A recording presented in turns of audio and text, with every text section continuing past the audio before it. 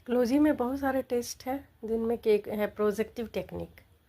तो projective technique क्या होता है? तो projective technique were develop to assess unconscious motives and feelings.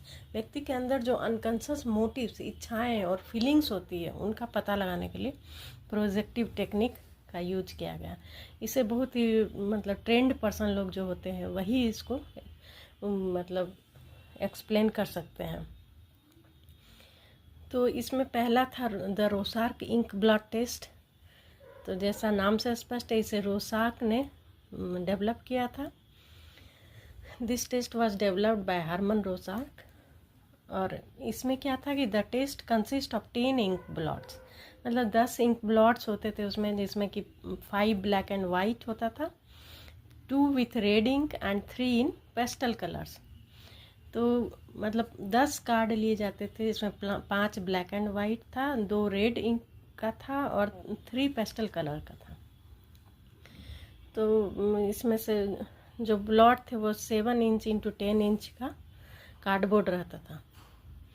The blots were originally made by dropping ink.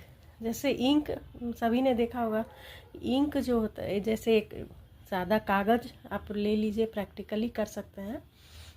एक paper लेकर के उसमें इंक गिराया जाता था और उसको बराबर बराबर 2 भाग में फोल्ड कर दिया जाता था, इसीलिए इसका नाम इंक ब्लॉट टेस्ट है।